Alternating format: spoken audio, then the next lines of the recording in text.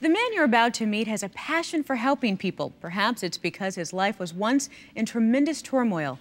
As a college student, he even turned to suicide. Let's watch. As I prepared to throw myself in, I felt an invisible hand on my shoulder and a voice that said, "That's far enough. You belong to me." I thought, maybe there is a God after all. And so I went up to my room one last time to see if God was really there. As I did, I began to break down, weeping myself. And I said, "Lord, if you're there, I'll follow you the rest of my life." Jesus Christ met him in a powerful way, and his life was changed dramatically.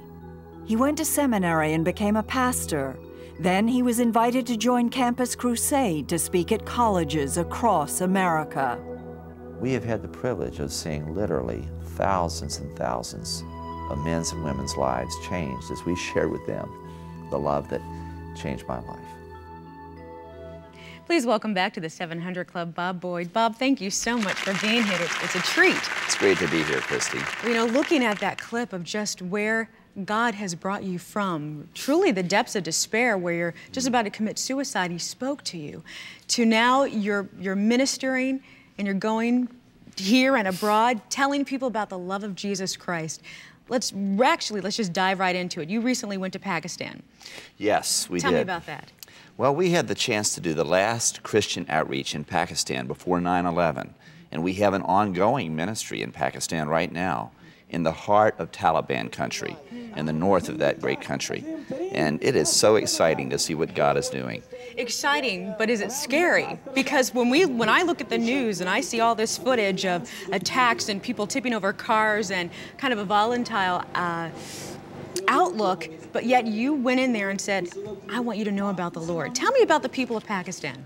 Well, it's a tremendous experience going to Pakistan. You know, when we stepped off the plane, it was like stepping into a blast furnace. It was so hot, and the sweat was pouring down my body, and our host, the head of Campus Crusade for Christ for that part of the country, who was working with a lot of churches to host our campaign and with Campus Crusade, he said, "Bob," he said, I have been praying for your visit, that it would be cool. And God has answered my prayers." And I thought, this is cool. I mean, I'm about to die of heat. But that was nothing compared with the spiritual heat. I remember that night as we went into the compound with 200 or 300 Christians in the Taliban's largest city, Peshawar, with 1.5 million people. And there were just 200 or 300 Christians in that city that were praying for our campaign.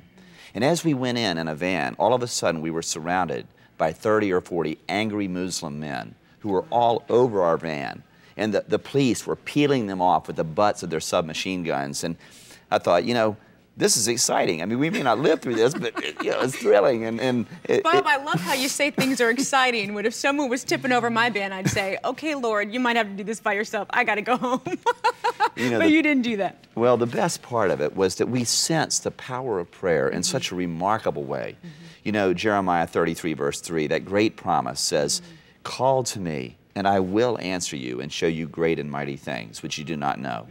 And many thousands of people were calling to God for our campaign. And as a result, I'll never forget standing there in the middle of Old Town Peshawar in the most radically Islamic city in Pakistan, right next to Afghanistan, preaching the gospel and telling the Christians how they could pray for the campaign, which was going to start. And you could see thousands of Muslims in the darkness outside. And it was like the hand of God was holding back these Muslims who have rioted with thousands of people all year long, and yet God was holding them back like a massive tidal wave being held back. And we could sense the power of prayer from the very beginning. And did people come to know the Lord? Well, the next night, we wondered, is anybody going to come in this city? And 1,000 people showed up in this radically Islamic city. And then when we gave the invitation, we know that people from the Taliban's tribe, the Pashtun, can be killed for coming to their faith, even by their own families. And so you wonder, is anyone going to respond? Sure. And one after another, you could see people popping up in the audience, and then lots of people standing up. And that very first night, over 200 people came forward to say, "I want Jesus Christ to be my Lord and my God." Wow. And many of them from the Taliban's tribe. And it was just a thrill beyond words to see God reaching these people for Christ.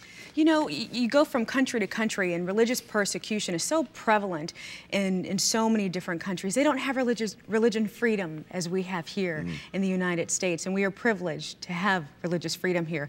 But my question to you is, as Christians, how can we be Christ-like to Muslims? What can we do to show the love of God to them?